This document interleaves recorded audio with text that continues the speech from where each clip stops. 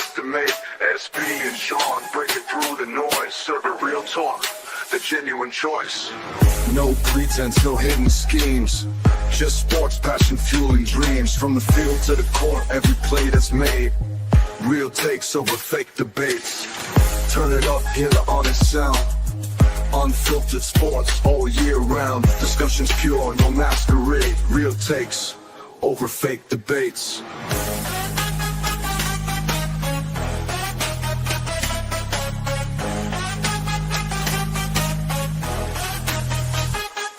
Turn it up.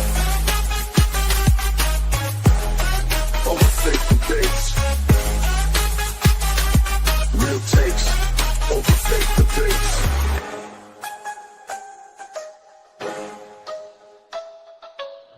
Real takes over fake debates. And we are live. SBtalksports Sean Webb, real takes over fake debates. It is Monday. We live, Sean. How you feeling today? Doing all right, SB. How you doing, man? Chilling. In my football mindset, I'm a little upset. My Chargers came off on a L to the Giants out of all teams. I got a little bit. Served a little bit of humble pie. Shout out my boy Taj. Taj. He supports the channel. He had hit me up on TikTok. He texted me, "Hey man, let's have a good game today. My Giants versus your Chargers." You know me. I'm just so confident we finna put BTA to them. I sent him the BT. I say BTA, and I sent an emoji with the L like this. Boy, did we get humble, and I kind of got what I deserve.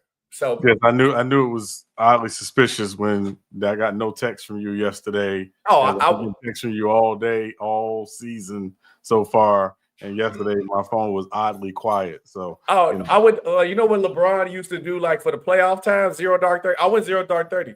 Right, yeah, but you're supposed to do that before the game, not after the outcome. What else was what had happened, Shaw, a lot of things came up. My phone, I didn't charge it. I would have texted you. It wasn't charged. Yeah. The Chargers weren't charged yesterday, clearly. So that's great. But how you feeling today? How was your football Sunday? Listen, some good games on yesterday, obviously. I know we're going to do our recap of our picks of the week. Mm-hmm. We did some fantasy, predictions, and I don't like to brag, but I did tell people if you have Michael Penix to start him yesterday. Michael Penix had a great game yesterday. Yes, you did. Romeo Dobbs had a great fantasy game yesterday as well. We just it was really some really good games yesterday. Ashton Genty had a great game yesterday. Nice. Went back to his normal stance, which I don't know why. Chip Kelly, get out of the way, Chip Kelly. Chip Kelly being an idiot, messing with something that wasn't broken, but that's neither here nor there. But no, some good games yesterday, and certainly look forward to catching up on week 4. Yeah, salute to everybody in the chat, and also Todd is in the chat right here too. GG's though. We got a lot to talk about, a lot to impact. I know you guys ready for the NFL. We got a couple NBA stories to knock out real quick because it was NBA Media Day. And there was three questions that was asked that I really want to recap. But also make sure you guys like, make sure you guys share, make sure you guys subscribe on all platforms. Real Takes Over Fake Debates, Go James Kingdom, FYL. Make sure you guys like, share, subscribe on all platforms. And also, if you listening on an audio episode, make sure you guys subscribe to us to Apple Podcasts, iHeart, everything. So, Sean, the first NBA story that popped up that kind of like threw my my NFL mindset off was just seeing this out the blue. But big signing. The Golden State Warriors signed Al Horford. What's your reaction and how you grading this real quick? It's a good pickup for the Warriors. Obviously, when you talk about Al Horford, 1, we know he's a vet. 2, he's in shape. And 3, he actually adds an element to their game, which is a floor spacing big man who can also go in the post from time to time when they need to. I don't think they're going to play him a lot, in terms of they're not going to run him in the ground. You get Al Horford because you feel like you got with Jimmy and Al Horford and Draymond and obviously Steph, you got the core of a team that can, make some noise. They believe in the playoffs. So I think I expect them to kind of take it light with Horford. Especially early starting out in the season. Horford's going to year 19, and again, I think he's a guy who, brings great value. I know there's questions why he didn't end up back in Boston. Boston is trying to reset the luxury tax. That's why they made all the trades they made with the new CBA and Tatum's injury. They could not retain all of these guys and continue paying the luxury tax they were paying, and then they were paying in the repeater tax because they were a second apron team with the new CBA. So that's what Boston was doing. This is really a gap year for Boston if you really think about it, until obviously they get Tatum back. And then he's back on the court too, by the way. He's back on the court, but I would be surprised if he plays this season given when he got hurt. So it's a smart move for the Warriors. Again, whether or not, I think, again, we will see Al Horford's real value come playoff time for the Warriors, but it's a good pickup for the Warriors. Yeah. And then for a while, he didn't go back to Boston. They couldn't afford him. And when you at the tail end of your career, like Al Horford, you have to go somewhere where you think you can win and where you feel. I think Al Horford is actually a perfect fit for the Golden State Warriors. He is a guy who can stretch the floor. He is a guy who can defend. He's not a liability. He can pass the ball. He's a championship contender. So I think he fits right in perfectly with this team. But the glaring problem for me is, like, if he's not already 40, he's pushing. He's like a year away. He'll be 40 next year. He'll be 40 this year. And you look at the rest of his roster, the Golden State Warriors haven't really made any moves because you could play in a Jonathan Kuminga situation. I think you should have just got rid of him and then move forward, because you can't place a guy like that on the bench, young talent, good or bad, or if he ain't at his full potential yet, on the bench and then expect a lot to come from it. And then you waited this long to sign Al Horford when everybody knew you've been willing to sign Al Horford. I like the move is okay because he fits, but it's nothing too impressive for me that I'm really going to see that's going to be like, oh, that they got Al Horford. That moves me. It didn't move me at all. I give it a C+ because of the fit, but at the age and what I'm really expecting from this team, I don't really expect too much. Old teams don't last during the 82-game season. Now, if the NBA miraculously become a 25-game season, Sean, Warriors are dangerous, but old teams like this don't last that long. Also, Sean, NBA Media Day is here, so that means NBA season is going to be close around the corner. We definitely got to do our NBA predictions soon. Sean is a consistent Heat fan. As you see that Heat logo back there, you see my Chicago Bulls logo. Did you get to catch any Media Day things? Did you catch, or did you really pay attention to it? Not just a couple little clips, but nothing too crazy. I tend not to get too crazy about Media Day. Media Day is about, hope and pictures and, sound bites, but get on the court and let's go. For me, and also, guys, I want you guys to comment down below if you have watched something in Media Day, you have a question about your team in the Media Day, please write it in the comment section. But for me, Sean, I had to pay attention to the Chicago Bulls one because it's a lot of questions in the air about how you're going to run this team. And we got Kobe White, who's possibly contract extension eligible. And if he plays how I think he's going to play, he's going to want to match. You barely want to play Josh Giddey. What's going to go with that? Then also, is you going to actually put Montes Buzelis in a position to become a star player? Also, what is the front office move? So it's like a question mark with the front office. So I had to hear what the front office said they're going to do because I need to figure out what's going on with the team. But I heard 3 questions that they got answered by 3 players, and I think everybody would be interested in this. And I was interested when I was hearing it. So, number 1, Sean, and I want to hear your reaction. Joker said he planned to be a Denver Nugget forever, despite rejected his contract extension.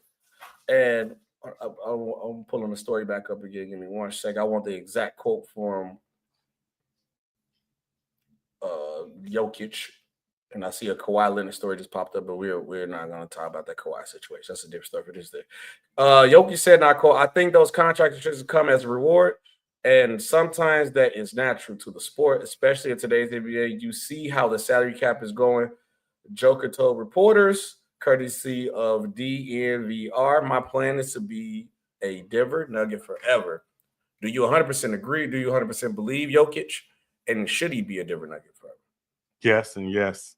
The reason why it made sense for him to reject the extension is because next year he can sign a much bigger extension.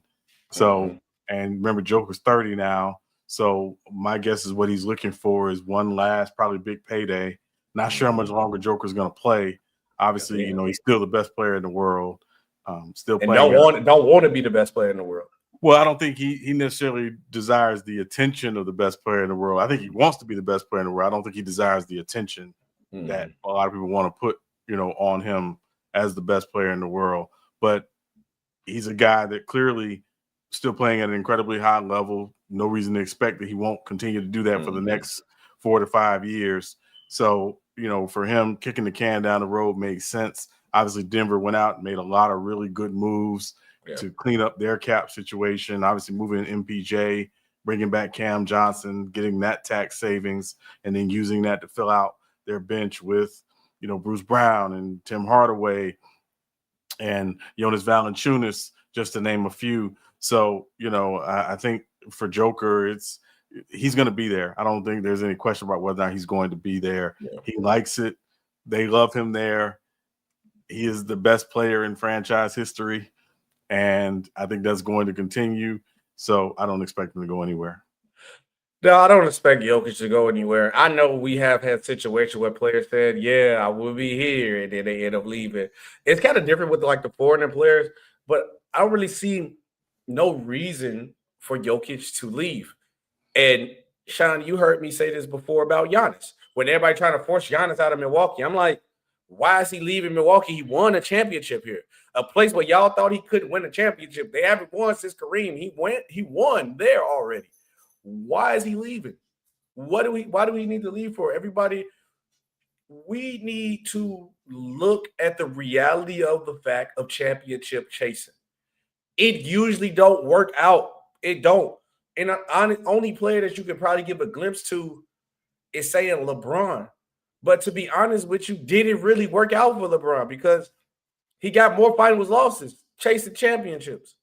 He won 4. Look at Kevin Durant. He only got 2, and they don't respect the 2 that he hit. Look at James Harden. He got none. Kawhi, he got his one with the Raptors, and he didn't championship chase. They sent him to the Raptors. They gave him one that he went to the Clippers to his own. Don't work. Paul George, don't work. So this narrative that everybody try to push, they let these media people come on TV and try to say you don't want to win a championship. And I always use this player for example, Sean. It's Carmelo Anthony, right? They'll tell a player you running from the ground, like how they did LeBron, or you're championship chasing, or you're bandwagon hopping. And then in the next breath, tell me a guy like Carmelo Anthony don't want to win because he stayed in New York and took the contract and had a team that he thought could win. Because the media flips all the time on players to whatever narrative is going to get them clicks or get a reaction out of the player. And I think players need to start realizing that, hey, I already won here. Why I need to leave? I can just sit here and build championships. Everything is not in what the media people do or the narrative they're trying to chase. Everybody don't have to chase Jordan 6 to be one of the greatest players of all time. That's all it is. You got to chase 6. You got to have 5 like Kobe or 4. You don't have to chase that many championships to be one of the greatest players of all time. It's about how you dominate in the fashion of what you just do in your career. I think it's just the body of work you put in, to be honest with you. But people use that standard shot to trick players into chasing championships, and now you can end up like a James Harden. And be messed up. Because I think if LeBron would have won his first 7 years in Cleveland, I think he should have. There wasn't no reason for him to leave either. But that's just me. I just think you should only leave if the organization don't want to do nothing and you a championship caliber player or you a very talented player and your organization not doing nothing to put you in a position to win, I think you should leave. That's just me. Next up on the list is Kevin Durant, right? Kevin Durant obviously got traded to the Houston Rockets. With him getting traded to the Houston Rockets for a Jalen Green to the Suns, now they're a very competitive team. He asked her the question about him signing an extension for media day. He said, yes, he's planning on signing an extension. Kevin Durant is 37 years old. Is it a good thing for the Houston Rockets to sign Kevin Durant to extension? Now, Kevin Durant getting an extension for Rockets. Is it a good thing at his age to give Kevin Durant an extension, or does it depend on the number? I think it depends on the number and the length. I mean, you're probably talking about at most maybe a 2-year extension. He's only got 1 year left on his deal. I would think Kevin Durant's game is still going to age pretty well. But obviously, if you're Houston, you have some other things you have to consider, that you've already signed Jabari Smith to an extension. Min Thompson is going to be extension eligible after next season. Sengun's extension kicks in this year. So they're just going to have to figure out some things from a numbers perspective if they want to sign it to an extension. And again, what is Kevin Durant looking for in terms of a number? I would gather, being in Houston, in Texas, no state income tax, that, he may be willing to, leave a little on the table. But I think that will, remain to be seen. Right now, I think it's just about Houston getting ready to try to make this push, because they do believe they're a team that can come out of the Western Conference and win it all, I believe. And so that should be the primary focus. But I think that'll take care of itself. Yeah, because of what you gave up for Kevin Durant, your young future superstar, I think you do have to it's sad Kevin Durant percentage, but if he's asking something close to the max, he's not getting that. I pay him a nice, decent contract because he's Kevin Durant and his legs, you know what I'm saying? Because he's Kevin Durant, but I'm not overpaying. He's still 37 years old. And that's just the main thing for me. The next up on the list, right? Everybody's favorite guy. Everybody's favorite guy. In another year, another LeBron crazy question or extension of his career, I should say, because his son is in college. He got one son in the league. Of course, they're going to ask, is you going to wait for Bryce? And LeBron answered it funny. He said he's not waiting on Bryce to end in the NBA before he retires. He said pretty much, if I have the exact quote, he said, Jay said, I'm excited about the day. Jay said, during the Lakers media day and at their training, I'm excited about the opportunity to be able to play the game that I love for another to see. How's the journey? No, that is not his quote. Okay. It said, I'm not waiting on Bryce, James said with a smile. I don't know what his timeline is. He's his own young man. He's down in Tuscan. We'll see what happens this year, next year. He has his own timeline. I got my timeline. I don't know if they quite match up as well, but we'll see. I took that two ways, Sean. Either he don't want everybody harassing Bryce to leave college. I don't know if he 100% know Bryce going to be ready to leave. Because I can say he kind of like microwave Bronny there. I think if Bronny would have played, he probably still been fine. But with Bronny being out, he microwave Bryce the process. Like, no, I know I'm still going to play. Let's just get it done. With Bryce, I think he going to let Bryce go through the process. Bryce ready, he'll probably take that next step. If he ain't, cool. But the main thing I took from when he said, me and his timeline don't match up, you said this before, year 23 for 23. I think this is the last year. I think this is the last year. And I think LeBron's still fresh right now. Fresh. He didn't really go through the process. I think like market 25.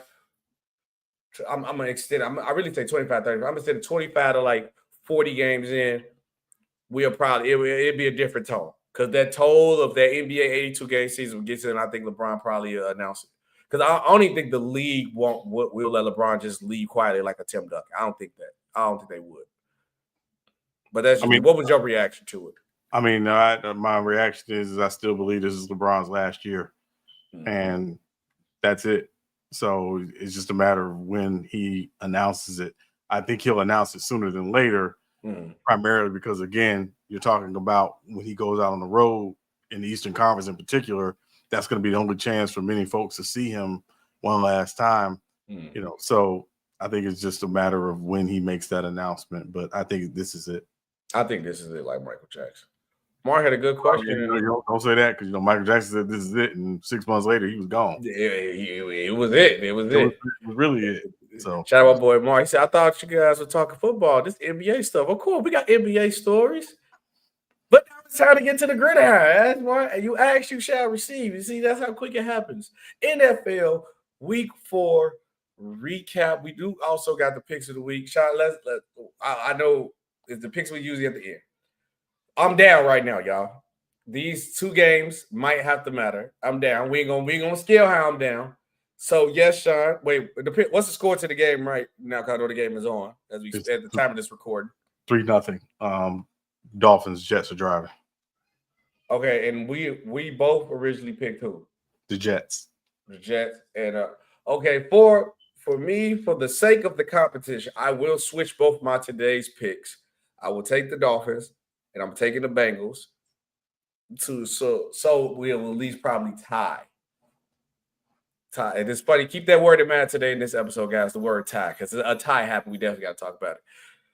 So I will change my picks for today while we get into it. Now, Sean, what's your biggest reaction for Week 4? We had a lot of good games that happened in NFL Week 4. We had a lot of good games. We're down the list. We obviously going to talk about the Packers Cowboys. I know y'all Giants fans ready, or somebody gonna say something who listening. I'm gonna talk about my Chargers losing. Also, we definitely gonna have to get into these Ravens. But besides those 3 scenarios, did anything this week stuck out to you?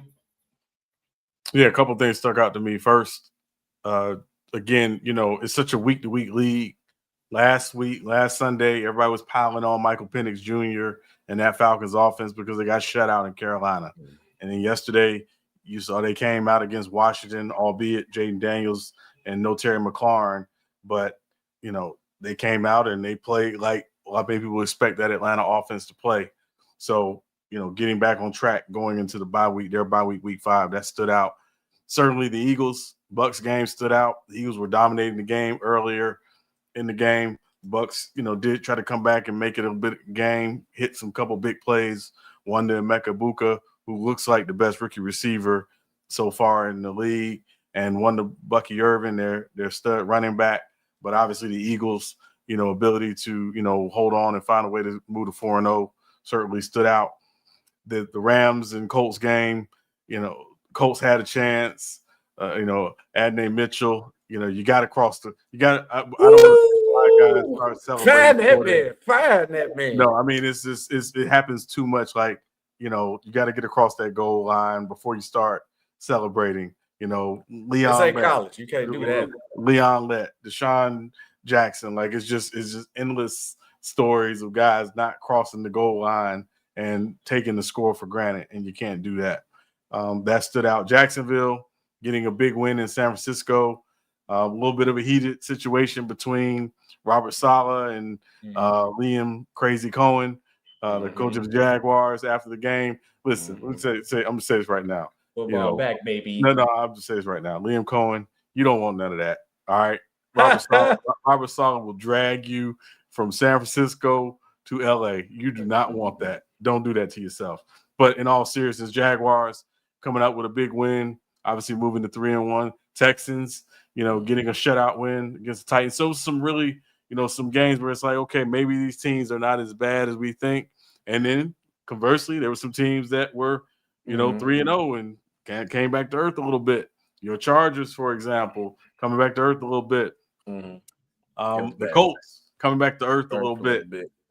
So I think, the Buccaneers coming back to earth a little bit. So, I think it's just still. They almost won that game, though. They almost came back. First of all, they ain't almost win anything. Nah, we ain't doing that, Sean. We ain't doing that. No. I watched that entire game. The Eagles were dominating the game, and they went really conservative. And again, give the Bucs credit. Their defense started playing better. But to me, the big issue was the Eagles just didn't have an offensive rhythm in the second half. And also Jalen Carter going out in the second half. He came back in for a few plays late in the game, but to me that was the big difference. And then of course, Anita Baker Mayfield did Anita Baker Mayfield things, throwing an interception in the end zone, a dumb play, by the way. But yeah, that was a bad play. And it was a terrible play. And again, if anyway, I'm not gonna go there. The point is that some teams that were undefeated really feeling themselves probably got a little like, okay, maybe we need to just get back to some fundamentals. And again, I think that's what we saw. But it's still a long season, And thankfully, nobody clinched the playoff spot yesterday. And nobody was eliminated from the playoffs yesterday. Well, maybe Cleveland. No, I'm kidding. But, nobody was eliminated from the playoffs yesterday. So still a long season to go, and we'll see what happens. For me, what I think, not to like repeat anything that you said, with that game, I took the game the opposite way from you, from that Buccaneers-Eagles game, because I think they had a chance, and that Eagles offense I'm highly concerned about that Eagles offense. I don't know why. It's more the air game. This is more the air game, but Buccaneers always play them tough. The Eagles defense is outstanding. I really like they had that game won for them. Ashton Genty, because that's the game I really pay attention to, actually getting in the rhythm, getting in the form.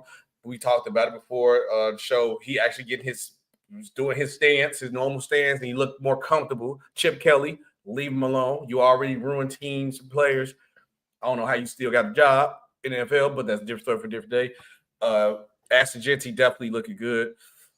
I'm highly concerned about that Ravens defense, but you're going to get into more about the Ravens defense. Boy, I'm highly concerned about that. Also, I ain't gonna lie, even though they got Adams, Puka Nacua, dog. He a dog, bro. Puka Nacua is a dog. He is a dog. And even though they blew out the Titans, I'm still highly concerned about the Texans. I'm still highly concerned about the offensive line, Sean. And I ain't gonna lie, I watched, because the game they flip through it and you see like the highlights where they go to the game. So I was watching that game like that. I'm not gonna watch the Titans play tests like that. One play I think concerned me, and it told me everything I need to see. I see, a play I'm talking about that game, Sean. CJ Stroud got sacked in 0.2 seconds off a play. He said hike and got sacked. Thank God the Titans are just that bad as they are. But this might be a bad year for the Texans. That's all I'm gonna say. I don't know. Did you see that play? I saw the play. I think it was more of the player, and I don't know why. I know the D lineman that did, because he's an elite D lineman. Why is his name? Why is his name going blank right now? But go ahead, say what you said. I'm going to look up his name, because I know who it is. No. I think again, just what you're seeing. I think you've seen the first 4 weeks of the season is teams with issues. Jeffrey Simmons, that's what it was. Yeah, teams with issues. Who's a beast? Teams with issues. If they're not getting guys back, those issues are likely to continue. So again, I'd use the Chiefs as an example. Getting Xavier Worthy back was huge for them yesterday, because they finally had someone that defense to say, this guy can take the top off. We have to play a very sound deep defensively. And again, I thought they did that. Conversely, in some games, in that same game, that Ravens game, we're going to talk about the Ravens in a moment, the defensive line injuries, those, and then you had more guys get hurt. You had Roquan Smith get hurt yesterday in the game. You had Marlon Humphrey get hurt. So, I mean, it was just I think the injuries are stacking up for that Ravens team, and not that there are other issues, but I just look at that team, I just say they're too hurt, and they're not running the ball the same way they did last year, much like the Eagles aren't running the ball the same way they did last year, and they're asking a lot more of Lamar and those weapons, and the fact is that Kansas City, and again, Steve Spagnuolo generally has a decent game plan against them. It just wasn't enough yesterday, and then Lamar gets hurt in the game as well, with a hamstring injury. So I just think you're starting to see these teams that, again, we were talking about the injuries piling up, but also again, we crown some teams maybe a little too quickly, and we just need to say, how's the rest of the season going to play out? And I think that's really, to me, we're a quarter into the season. We're starting to think that there's some teams that are really good. Yeah. But I still think there are some teams that very much, if they go on a run, it wouldn't shock me if they go on a run just because of those teams and those coaches. It's for me, Sean, personally, if I had to say, it's only three teams right now I can say are done. And my three teams are the Titans, the Dolphins, and where's the third team that I literally just looked at them? The Titans, the Dolphins, and the Browns. Those are three teams. The Titans, Dolphins, Browns, they're done right now. Week 3, season's over. You might as well get over it. move on. And I would, and your Saints too. But at least I can say with the Browns and the Saints, they're tanking on purpose. The Browns with the Saints taking on purpose. Now, Titans and the Dolphins, that's tough. But Sean, you did brought up a big point about getting Xavier Worthy back.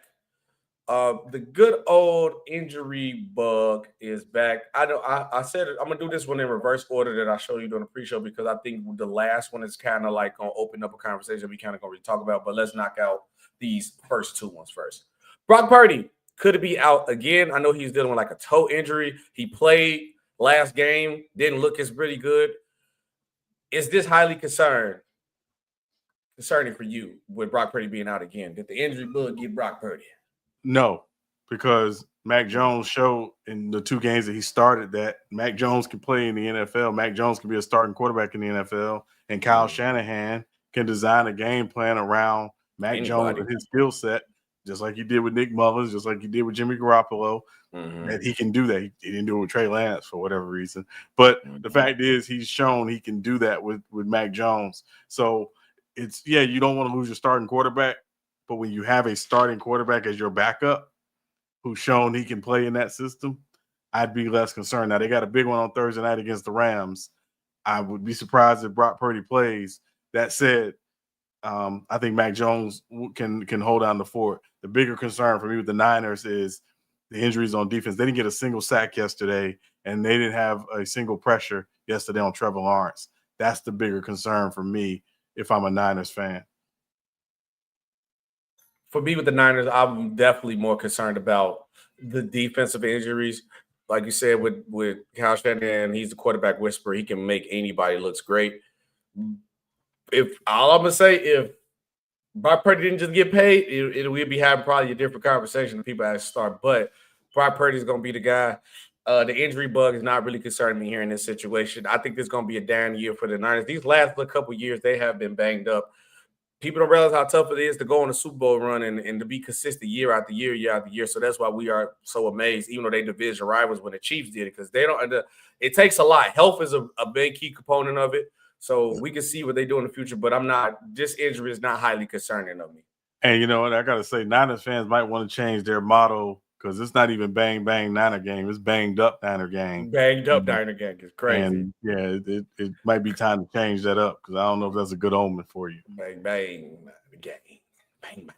Next up, injury bug. Got my boy, the Ravens defense, so you talk about Roquan, but I want to talk about the main guy. I ain't gonna bring up what we talked about earlier, but a lot of y'all Baltimore fans flip-floppy. That's all I'm gonna say. I ain't gonna say what y'all said about Lamar. If y'all ain't on Ravens, look around what people said about this game. But y'all flip-floppy. That's all I'm gonna say for sure.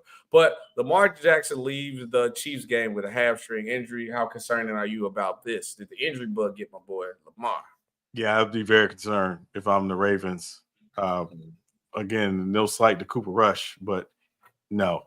And again, the big issue with me, the Ravens, is right now they haven't shown outside of probably that first week in the first 3 quarters in Buffalo that they can consistently run the football with Derrick Henry. And again, Derrick Henry did not run well yesterday. I think he had less than 50 yards, if I'm not mistaken.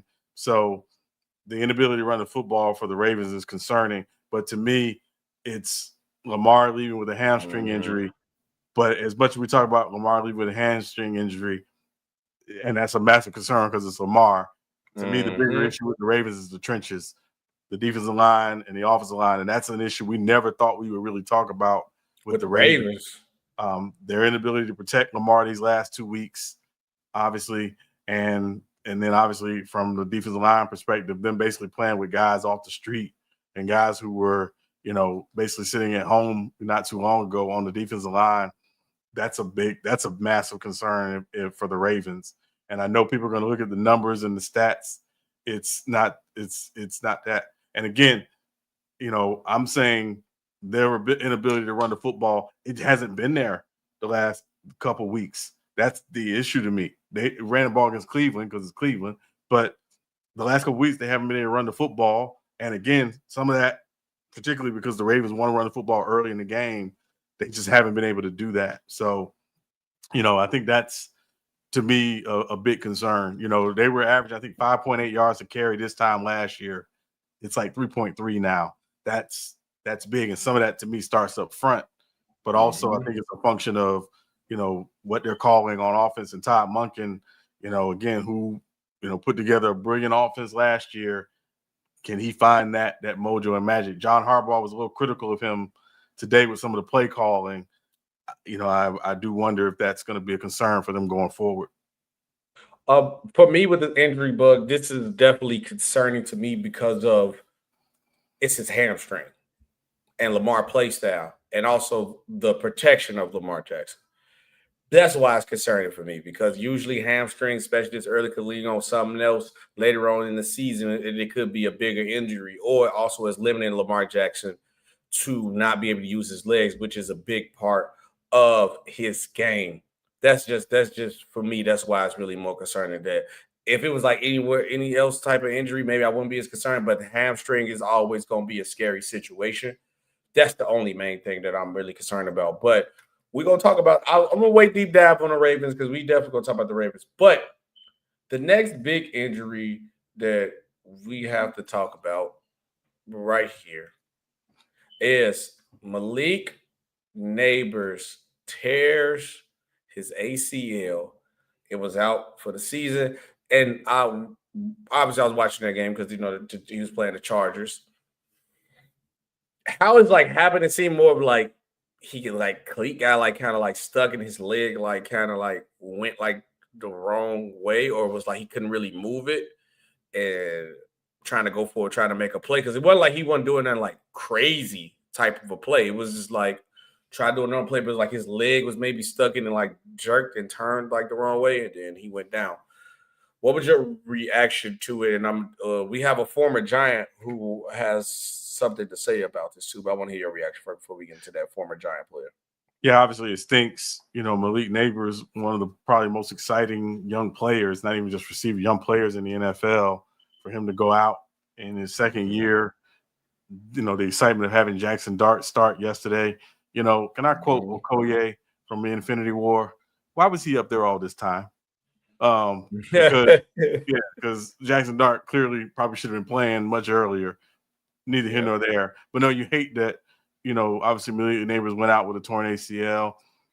If there's a silver lining, you know, again, he'll be back to start next season, you know, and probably be back, you know, ready to play during next offseason and to get that time in with Jaxson Dart that he'll need. But obviously, you know, the questions about the turf are legitimate. Why teams are still using on it and playing on it, I don't know. But it stinks. But and I think the Giants got to go out and make a move at receiver. You're not that Wan'Dale Robinson and who's my other guy? Receiver. Darius Slayton aren't solid receivers, but you know, I think you got to go out and make a move, you know, to get a receiver if you want to try to salvage this season. For me, with the reaction, it sucks. For me, it does suck that this injury has happened, because Malik Nabers is one of the best young receivers that we've seen. And the player who has something to say about it was Odell Beckham. And quote me if I'm wrong again, but from what I've seen, Odell Beckham tore his ACL too.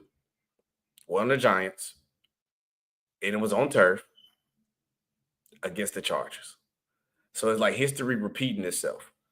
And Odell Beckham, he had made a post. He said, Beckham pleaded with the NFL to get rid of the turf, labeling the stadium Death Life, obviously quote off MetLife, due to his history of players suffering serious injuries on its play surface. He also called out the league for what he perceives as hypocrisy when it comes to the health and safety of his players.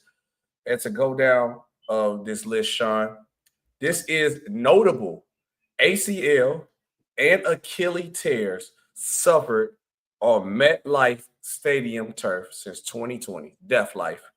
Nick Bosa, 2020. Solomon Thompson, 2020. Jabril Peppers, 2021. Wendell Robinson, 2022. Sterling Shepard, 2022. Cal Fuller, 2022. Aaron Rodgers, 2023. And now Malik Nabers. So just to be clear, Odell Beckham, he didn't tear his ACL with the Giants. It was a broken ankle with the Giants. Remember, he tore his ACL in the Super Bowl. Yes. With the Rams, yeah. The Rams, yeah. Because I know he got injured, but I couldn't think injured. Appreciate that. But is it, which we know they're not going to do. I know everybody's saying it, but I'm still going to ask the question. Is it time to say bye-bye to the turf, especially at Metro? Yes. If this doesn't do it, I don't know what will. Yeah. Why is it? Is it because they just being cheap? It's cheaper to do the turf. It's easy to keep it white. Why is it so hard for them to just like avoid turf? I mean, sometimes it's going to say, the weather, obviously issues in New Jersey, where the stadium is built, the ground may be better for turf. Figure it out. That's the job. Figure it out. Like, I know some people said like when they get tackled on turf because like the ground surface, they said it'd be feeling like you getting tackled on concrete. It is. It's let me say the old turf. Old turf. Yeah. Okay. Yeah. Now the new turf, I'm not sure because I didn't play on the new turf. But that old turf, yeah, it's like playing on. I would compare it to like playing on carpet, and there's no padding underneath the carpet. Ooh. Yeah, like that's literally, and the carpet is not thick. It's like thin carpet. Thin carpet. Yeah, it's thin carpet. Yeah. I like when you see all these injuries. I think at some point, you got to make that call. You have to make that call, or you better soften up the turf. I don't know. Something has to change. It has to change. It has to be something different done. We will see if they do it. I highly doubt they do it, but I don't know. I can't see it. Right. I can't see it. Now, we had another game during week 4, Sean. The world's greatest tie happy. Everybody's so excited. It's because it's the Cowboys. And the Cowboys played game in overtime. This was like the last game of the night, so I definitely watched this game. I watched it top to bottom. Michael Parsons returned back home to Dallas, or his former team, not his new home. What's your reaction to this game, or to the world's greatest tie? I mean, it was definitely. I think the world thought Green Bay was going to go in and dominate. And clearly, we didn't. Dallas came out and fought and played really well. George Pickens stepped up, had a really good game. Javonte Williams ran the football really well. Dak played really well. The Packers offensively played really, really well. Played really, really, really well. And you hate that the game ended in a tie. I'm not sure regular season games should end in a tie. Right. Particularly when you get down to, playoffs and this may come back to bite. I'm going to say Green Bay in particular, having a tie on their record, because I still don't think the Cowboys are going to make the playoffs. Mm-hmm. But this may come back and bite Green Bay. But listen, you had 70 minutes to handle business. Yes, they did. And again, I think they're going to – I'm not saying the reason why, both teams get the ball in the overtime is because of the Josh Allen rule. Basically, I'm going to say, who ruled the Josh Allen, the Golden Boy rule. Both teams had a chance. I thought Green Bay, that last drive, when they were kicking the field goal to tie the game, that, obviously ended tied. Mm-hmm. They just mismanaged the clock a little bit. To me, they didn't, the little swing pass to their third string running back, I believe, was not, you don't need to do that. But I also believe they were doing that because they didn't want to give Brandon Aubrey a chance to get back on the field, because Brandon Aubrey can kick the ball 75 yards if he wants to. Mm-hmm. I do think, though, there's a solution, SB, and if the solution is a player safety issue, just have a kickoff, meaning a kicker off, meaning both kickers line up, they take turns, they hit from 50 yards, they both kick from 50, they hit from 50, they back up to 55, they back up to 60, they back up to 65. First one that misses, that's who loses. So I think that's the answer, given these kickers can kick the ball basically from Chicago to Indianapolis. I just think that to me would be the answer if you don't want these games to end in a tie after the overtime period. I like your idea if it's like you said after the overtime period. So I Yeah. think, like you said, if after the overtime period you do a kicker off, and like you said, so it don't take all day. I think, like you said, you first started with like the 45 or whatever, the 40, The 50. and We started at 50. They all 50, can hit from 50. 50, So and then I think after every kick, go back 10 yards. I think maybe or do like 50 to 60, then 65, you did like that. So we can get it over with quick. Because if we do 50, 55, that's gonna be like 3-4 kicks in a row. That's gonna take too much time. So do start at the 50, go instantly 60, then 65, and then get over because ain't nobody gonna be just knocking down 60s like that. And then, like you said, then the first person to hit, the last person to miss or hit, whatever, that's who wins, and then you call it one, and then you go home. Because it does, I don't like ending in a tie. I think this game was too good, and this game was a good game, shockingly. But it had everything that everybody wanted as a football fan. For the guys who just generally like football, don't care about none of the nonsense, you got good football. I don't know about the defensively, but it showed sparks of good defense. It wasn't just like trash defense, but the offense put up points. People who like the offense side of the ball, you got points. People like quarterback play, you got good quarterback play.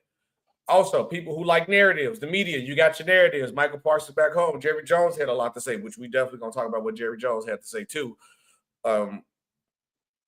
But you got everything you wanted out this game. I liked it. It was a good game. I watched this game. I paid attention. So that was the main thing with me. You got everything you want. Michael Parsons did have his return to Dallas. Didn't go the way he wanted it in two ways. One, he didn't get the win. Also, the Packers defense gave him 40 points. And Michael Parsons was peed off about that, about the Packers giving up 40 points. Do you agree with Michael Parsons? And are you concerned about the defense? Yes. We're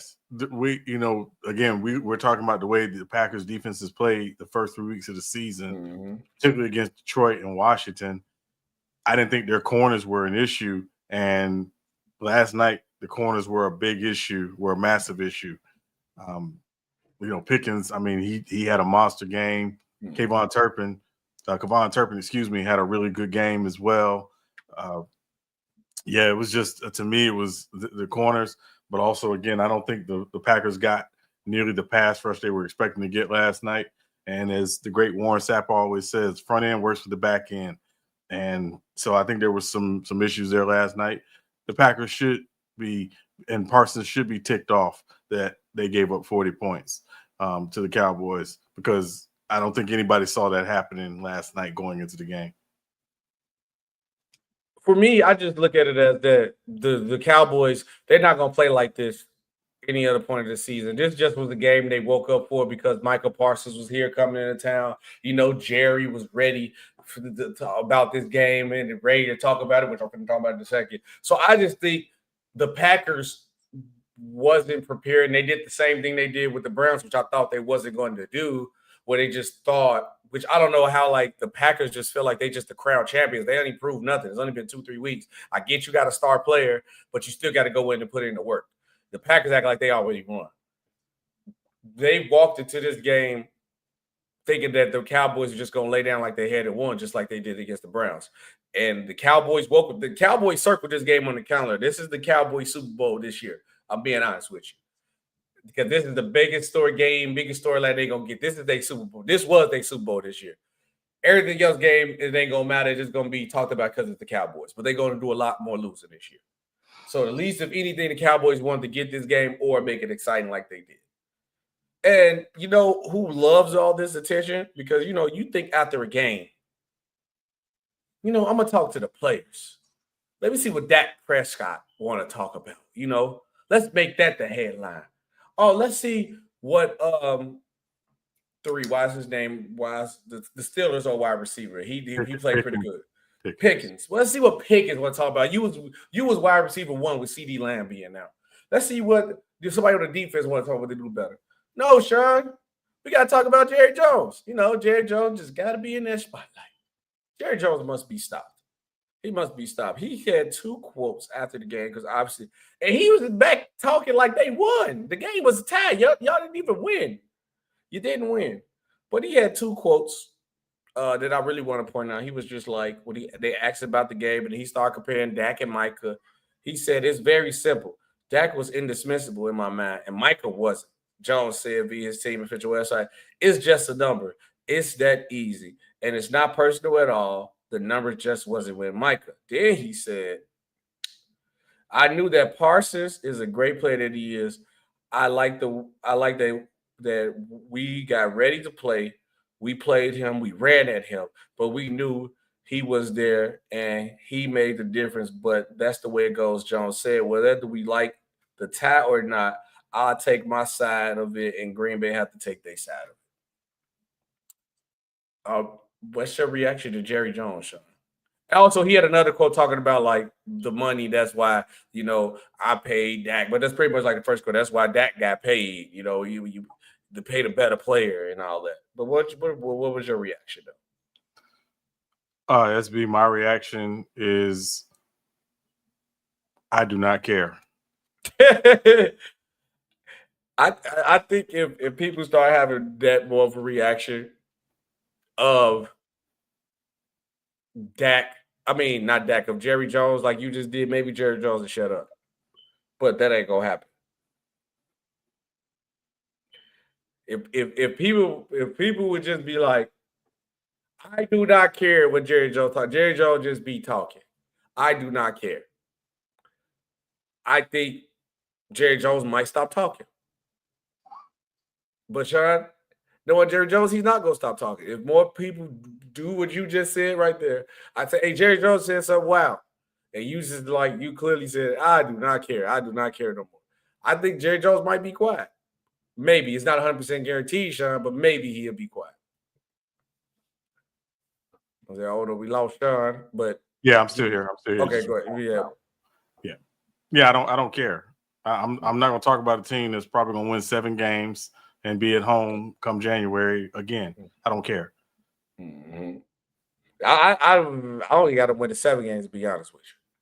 I'm going to be honest. I would be shocked if they win that much, but I'll be proud of them if they do.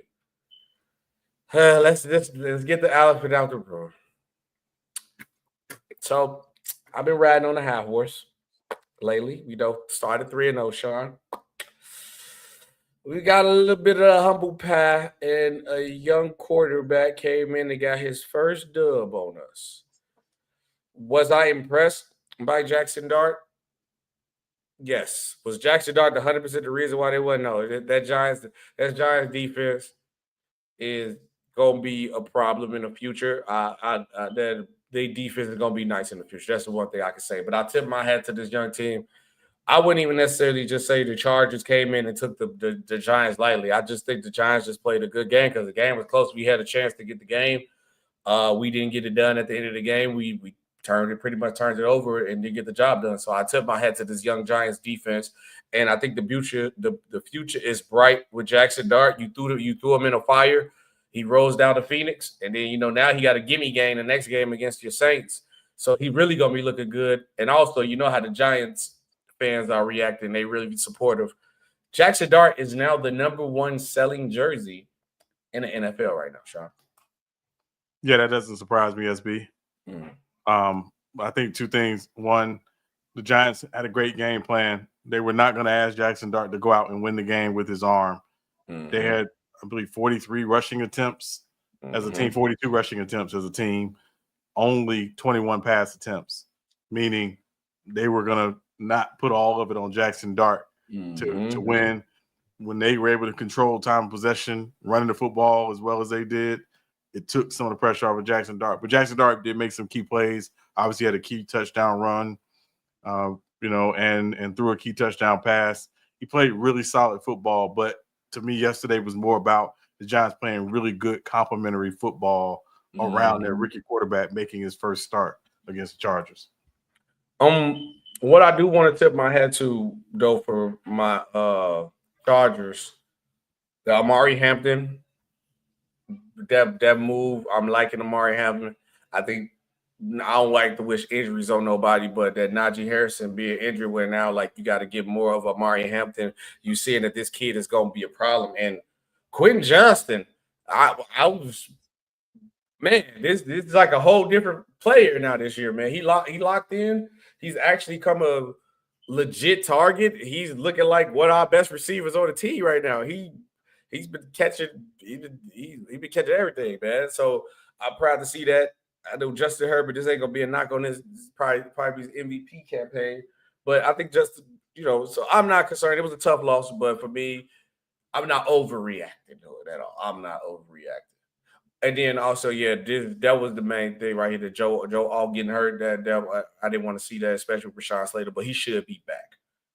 But I didn't want to overreact. I didn't overreact. Good win by the Giants. Speaking of overreaction, it's time for real takes or overreaction. Ready, Sean? Mm-hmm. Number 1 on the list. Real take or overreaction. The Baltimore Ravens are in trouble. And when I say they're in trouble, they are not contending. They are not legit contenders for a championship as they stand at the moment. Real take or overreaction. With all the injuries, it's a real take. With all the injuries. Now, if they get some guys back healthy, and obviously you talk about Lamar. We don't know if Lamar's going to play next Sunday against Houston. But with all the injuries, yeah, I think it's an absolute real take. But because of all the injuries, they just have a lot of guys, hurt. And that's always a recipe for disaster. But particularly when you're starting quarterback, the guy you built it around is hurt.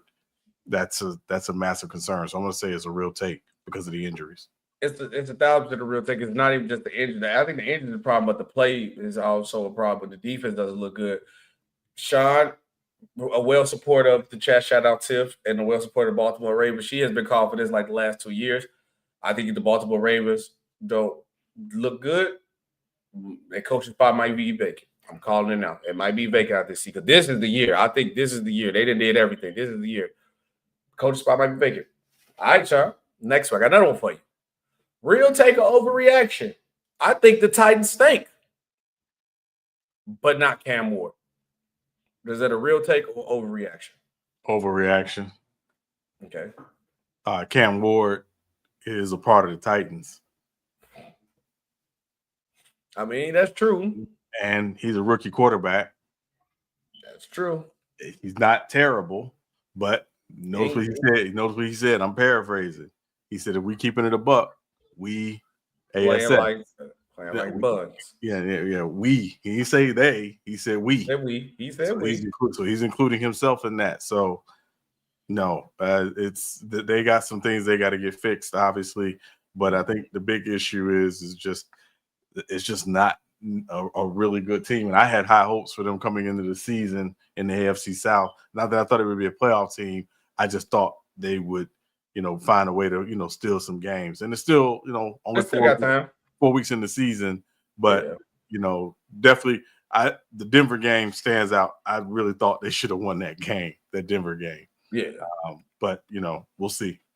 For me, I think we got a little bit spoiled when it comes to seeing the guy just come in and you pose like number 1 pick and just change a franchise around. This is just like the realistic aspect of you being a number 1 pick or going to a team.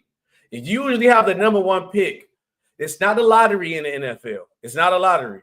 If you got the number 1 pick in the draft, you have the worst record in the league. So I just think that's all it really was for me. Real take or overreaction, Sean. I think it's time to put down Sleepy Joe, call Lassie in the back, and go ahead and put him down. It's time to put Joe Flacco down. I know why they keep him in there. Everybody keep asking, why you keep this quarterback? Why are you keeping this quarterback in here? Y'all don't look good. He's getting tackled. He can't really make plays. He's not doing nothing to make the team better. They're tanking. The Browns are tanking. They're not trying to win. If everybody keep asking why Joe they ain't tanking. But taking aside, you put a young quarterback. I don't think Shador or the other guy, the other guy that nobody Dylan Gabriel. Dylan Gabriel. I don't know why, my fault by the name. They not gonna come in to be that impactful. That's gonna stop their tank. And I don't know who in the draft they want the number one pick for, but they tank. I think it's time to put Sleepy Joe down. You got 2 young quarterbacks, not just one. You got 2 young quarterbacks. Throw the quarterbacks out there. Let the young guys play. I don't care if it's Gabriel or Shador. Put one of them out there. It's time. I'm going to say this is an overreaction part because they still got a really good defense. And if Joe Flacco and Quashon Judkins has been a revelation to their run game, the last couple of weeks. So nice. I think it's just Joe Flacco cleaning up his play just a little bit, but also they got some massive issues on the offensive line. They were starting, 3rd and 4th string tackles yesterday. They got some massive issues on that offensive line. So I think it's an overreaction because you got a good defense, because you can run the football. It's just, can you get a competent enough play from Joe Flacco and from your offensive line to at least keep you competitive in some of these games? Because, again, they have been competitive in a couple of these games, but particularly, again, week 1 and last week, the game they won against Green Bay, it's just, clean it up. That this team could realistically be 2-2, and it'd be like a big shot. I mean, again, that'd be a big the shot. Cincinnati game was them shooting themselves in the foot several times, and then obviously, Detroit was going to be a tough, ask for them to win that game, and winning in Baltimore was going to be tough as well. But to me, it's just Joe Flacco cleans up his play just a little bit, and them getting that offensive line, particularly those tackles, figured out, because playing with 3rd and 4th string tackles usually does not end well for you. It's bad. Okay, Sean, this is 2 parts to this question because I was trying to refine AJ Brown's social media post, but it don't forget it. I can't find it. It don't matter exactly, but I've seen it though. Real take or overreaction is a 2-part. So why I say this: Jalen Hurts' second half going 0 for 8 is concerning to me, because if he plays like this in the playoff, or he plays like this, or their offense cannot get going, they will not win a championship again. And 2, you're going to lose A.J. Brown because he has been frustrated with the offense. I'm not going to say Jalen Hurts. I'm going to say the offense for now, because he already been posting crypto stuff. He already said this is the second time already this season. So is real take an overreaction for me being concerned about Jalen Hurts going 0 for 8 in the second half? They still won, but he going 0 for 8 is concerning to me for those 2 reasons. Real take overreaction. Overreaction, but not Jalen Hurts. The issue is Kevin Patullo, the offensive coordinator, and some of the play calling is mind blowing. And again, I know he's a brand new play caller. I think Eagles fans are trying to be really patient, but when you're coming off of having a Super Bowl run with your offensive coordinator who's now the head coach in New Orleans, and Kellen Moore, it's a big concern. The play call is a big concern. Jalen Hurts was 15 for 16 in the first half, though. I mean, they came out, they opened it up. They said, hey, listen, they opened it up early, obviously getting a block for a return for a touchdown, jumping up early, allowed them to probably open some things up early. But again, they haven't been able to run the football consistently with Saquon Barkley. And again, a lot of their offensive explosions has been in a half. Last week in the second half, yesterday in the first half. Can they put together a full game? Again, remains to be seen with, I think, this offensive coordinator. But that's the bigger concern. I'm not worried about Jalen Hurts. I was only concerned, 0 for 8. You know what I'm saying? That ain't, I still been on people. That ain't top 10 as quarterback and stuff. But I mean, you think about 0 for 8 again. You're not throwing the ball, but again, you're not throwing the ball a lot because you're up, and that's part of it. And then the second thing, they weren't in a great offensive rhythm in the second half, and they didn't necessarily need to be because they were up. And again, the Bucs hit a couple big plays and got back in the game, but there was not a point in the game yesterday in the second half where I said, "Oh, the Eagles are going to lose this game." the big thing for me was defensively, they played really, really well, and they got some big plays out of it, and they got some big plays out of the special teams. It was just the two big plays they gave up to Ibuka and to Bucky Irvin that I think were what made the game look closer than it really was. No, I'm just saying, I'm concerned. I'm just concerned. Yeah, no, I mean, listen, they're 4-0, and again, it's that not that team. But again, the bigger concern is Kevin Patullo and the play call. No, for sure. That's the concern. That's where I'm concerned. All jokes aside, it's more to him than the actual players of the team. Real take or overreaction, Sean. These guys crowned themselves as champions early. They get a superstar player in Micah Parsons. Looked good first 2 weeks, I should say. Week 3, the offense didn't look good. You was gonna do Jordan Love. He ain't the guy that we thought he was. That was the whole conversation. Defense good. We do our job. Now we see week 4, defense didn't look good. They dropped that come here, dropped 40 on them. Real take overreaction, Sean. I think the Packers are fool's gold. I don't think they're good as they think they is. I don't think a lot of people now they could get to that level, but as it stands right now, they are fool's gold to me. I don't think they as good as they think they are. I'm gonna say it's a little bit of an overreaction. Again, we're looking at what Detroit has done these last 3 weeks. You know, after losing the way they did in week 1 in Green Bay. I'm gonna say it's a little bit of an overreaction, but I do think the Packers do have some things they got to get fixed. And again, yesterday, defensively, they just were not. They were not good. And I think again, some of it might have been a little bit of hubris, but some of it was the Cowboys had a great game plan, and they went at the weakness of the Packers defense, which is those corners. And so, you know, give the Cowboys credit for doing that. I'm not going to say they're fool's gold. I had them picked to go to the NFC Championship game before the Micah Parsons trade. I'm not ready to jump off that train, but I do think, again, that division is too tough. Sorry. The division is very tough. And again, I think the division is going to come down to them in Green Bay or them in Detroit.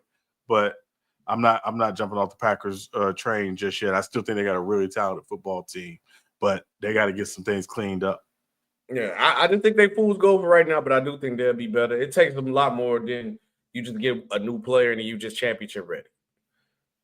Real take or overreaction. There's a lot of people had this conversation. I'm not going to just say like I stemmed this idea of what I'm saying. I heard a couple former his teammates talk about it. Hall of Fame players kind of talk about it, and I really sat and looked into it.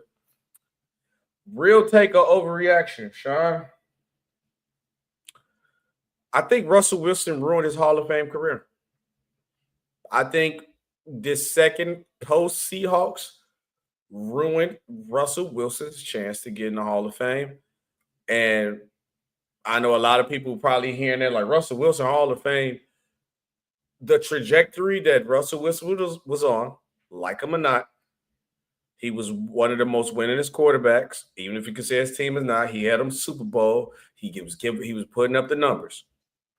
But he went this tenure of his career. I say 2023 was okay.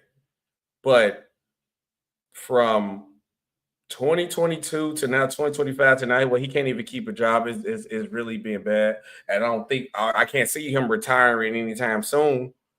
Maybe he might try to play another 3 more years, but I don't really see nothing else for Russell Wilson. So, Sean, is this a real take or an overreaction that I think Russell Wilson ruined his Hall of Fame career? So let me start by saying I didn't believe Russell Wilson was a guaranteed Hall of Famer. He was on a trajectory towards that, though. Was he? Because he had, like, if you check his win rate, he's one of the most winningest quarterbacks. And how the NFL is set up now, his numbers was going to look good enough on the books. He got him a Super Bowl. I think if he would at least kept to what he was kind of doing with the Seahawks, I think he was. And that's the thing. I didn't know he was. I didn't have him as that. I thought, again, if he kept adding to, it was going to be a conversation. But I didn't just look at the Seahawks tenure and say, "Oh yeah, that dude's on a Hall of Fame track." Yeah, I mean, he wasn't going to be first ballot, but I think he would have been. I think he's ruined it to, like, when he retired won't be a conversation. Right. Now, again, this is somebody who was a 9-time Pro Bowler in Seattle, which is his greatest individual accomplishment. I mean, that's still nice. That's a good achievement. But also when you factor in the number of guys who back out of the Pro Bowl would say, I'm not playing the Pro Bowl, so somebody gets named to the Pro Bowl as a replacement. That's a different conversation. He only made All-Pro team once. Only made All-Pro team once. Was not Super Bowl. Every other time he was a replacement? No. Different. No, different with Pro Bowl and All-Pro. The All-Pro team is, with the writers vote in this first team, second team. He made an All-Pro team one time, but I don't know if he was a guaranteed Hall of Famer. And again, the numbers are going to be more explosive because the rules change for the numbers to explode. I don't know if he has the explosive numbers because he was that great. But that's what I was saying, though. That's why I said it's going to be a conversation. Because on paper, that was going to make it a conversation. Yeah, I'm not saying. I'm not saying he's not in the conversation. I'm saying I don't think it was a guarantee. And those that were saying it was a guarantee, I was like, is it? Because I don't know if it was a guarantee. Because then, also because I've seen the clip of it. I don't really watch the full show of First Take, but even I believe Stephen A was going to say, which I was shocked that he actually said this. He was like, because he was like, bro, Eli Manning. Like, if Eli Manning last name wasn't Manning, would he deserve to be in the conversation? And then if you say yeah, and you compare side by side the Eli Russell Wilson numbers, they about the same category. Because then now the question be, well, if Russ' name wasn't Wilson and it was Russell Manning, now you looking like you're different. That's true though. I mean, if his name was Russell Manning, we need to talk to Archie's, to Eli's dad, seriously. But that's neither here nor there. I think to me, the Eli Manning conversation is Eli Manning is a 2-time Super Bowl MVP. That's what propels him. And obviously we know who they beat in those 2 Super Bowls. That's a big part of the narrative. And he did it in the biggest market in the country. So I'm saying that's going to be a part of it. It's not going to be all about the numbers. And the reason why I don't think the Eli Russell comparison is fair is I think you have to compare Russell to his contemporaries, which are the guys he came in the league with around the same time. So Cam Newton would be the guy that would come to mind to me. And again, I think Cam, just based on, even though his career was a little more finite, the MVP, the Super Bowl appearance, the rushing numbers, the rushing touchdowns, I think he would have a conversation. And again, some of it's going to be, yes, we think Cam was more of a force multiplier than Russell Wilson. We look at Russell 100%. Wilson. Russell Wilson had a Hall of Fame running back behind him. He played with one of the best defenses ever. And he was the quarterback. There's other guys who've done that who are not in the Hall of Fame. I'm just saying, and again, and we talk about the New York quarterback, Phil Simms comes to mind. Phil Simms won a Super Bowl once as a starter and won another when he was hurt when Jeff Hostetler won. But Otis Anderson was an absolute beast behind him. And we know the type of defense that Phil Simms played with in New York with Lawrence Taylor and those guys. So I'm just saying, I think, and Phil Simms is not in the Hall of Fame. And again, it's not going to be about numbers. To me, it's going to be more about how we talk about these 2 phases of Russell Wilson's career. Because it's night and day difference, I can tell you that. It's night and day.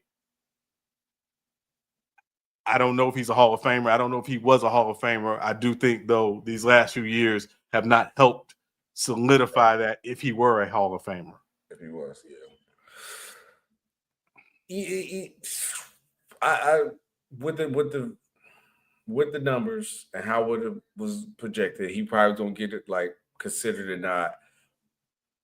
I think the NFL Hall of Fame, Pro Football Hall of Fame is going to take a trajectory in a crazy direction like how the Basketball Hall of Fame did. Because when certain players make it, I'm going to just say this now. When Eli Manning make it, because he probably gonna make it.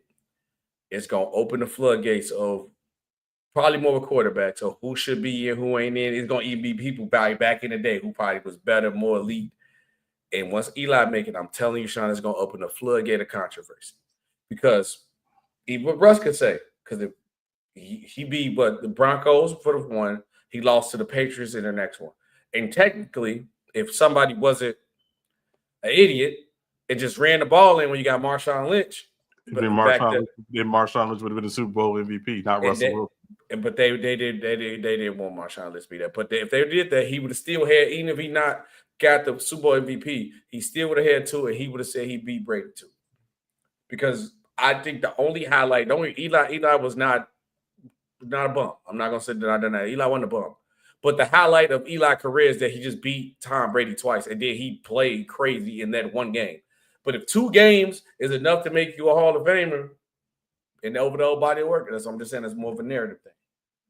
Sean, we got to talk about our picks of the week reactions for this week. Obviously, we got to see where I was down at so we can know why I changed my pick for these 2 games. Because right now I am up 2-1 at the moment. Could be 2-2 unless we can have the greatest tie on earth if the Dolphins and the Bengals come through for me today. Right. So first game, Minnesota at Pittsburgh. We both put to Pittsburgh. Pittsburgh did win. Washington and Atlanta. You took Washington. I took Atlanta. Atlanta won. Mm-hmm. New Orleans at Buffalo. We both took Buffalo. Buffalo did win. Mm-hmm. Cleveland at Detroit. We both took Detroit. Detroit won. Mm-hmm. Carolina at New England. I took Carolina. You took New England. New England won. Mm-hmm. Chargers at Giants. We both took the Chargers. Chargers lost. Mm-hmm. Philadelphia at Tampa Bay. I took Philly. You took Tampa Bay. Philly won. Mm-hmm. Tennessee at Houston. We both took Houston. Houston won. Colts at Rams. We both took Rams. Rams won. Jacksonville at San Francisco. I took Jax. You took San Fran. Jacksonville did win. Baltimore at Kansas City. We both took Baltimore. Baltimore lost. Chicago at Vegas. We both took the Bears. Bears won. Green Bay at Dallas. We both took Green Bay. Doesn't matter. And so you were down 2 games. If the Dolphins win and Cincinnati wins, we'll be tied this week. If one of these games does not go your way, then I will win this week. And then we will be 2-2 for the week, Sean. All right. We got episode 85. Who you got, Sean? 85. I'm gonna go with Vernon Davis. Vernon Davis, I like it. Because I need this team to win, I'm gonna shout out to a Bengals legend. I'm gonna do Chad Ochocinco. Chad Ochocinco. That will be my number for 85. Appreciate you guys watching the show. It's been SB and Sean, and we will see you guys on the We're not gonna do the live. We're not gonna do the call in. Yeah, no, we do it. I was closing out for future for the audio. I was closing out for the audio. I should have warned you. That was just a close out for the audio. I just once we say the number, I just cut it off like that. But future reps, I'm gonna do that to close it out for the audio. But yes, you guys asked, you shall receive. Call in, join the show. As we a shot, we want to hear what you guys think real quick. We got a little couple of time. Ain't too many great people in here today, but let me drop the link in the chat. Call in, join the show. What's the score to the game right now, Sean? It is 10-0 Dolphins in course the end of the first half, and 3-0 Bengals are midway through the first quarter. Okay, come on, man. We need y'all to come through for your boy. Come through. By the way, if anybody wants to join, I don't join, then we'll see you guys on Monday. That's perfectly fine. So be prepared. But this is how we're gonna do it, though. Run through the show, get through all our stuff. And I know everybody see me do football on the logo because you might be watching on, I don't know if Lamont or Lamont or Goat James Kingdom changed the thumbnail. I know they probably do football. We talk everything here, too. We gonna mainly do football because it's football time. But trust me, when the NBA season starts, it's gonna be half and half. Y'all gonna get half and half of everything. Well, and don't forget we got baseball playoffs starting too as well. So we're gonna get a little baseball in. So if y'all like baseball, you're gonna get baseball in as well. The Mets are at home, so I'm happy. Okay, Mets at home. Also, we kind of avoided the Kawhi story. I'm kind of glad because I was just like, man, I don't even care, man. It's just he ain't the first person in the NBA who probably got paid under the table, Sean. So that's what I'm not worried about at all. All right. I don't know if anybody joined, Sean, but it's cool. Let y'all know we have this here, so you guys know that it is here. So next time when we do the show, be prepared. We got it. I want to hear what y'all got to say. But it's been SB and Sean. I do the outro now for real now, Sean. But SB and Sean, because football on. If y'all enjoying it, we're going to watch football. SB and Sean, we out. We will see you guys on the next one. Peace out.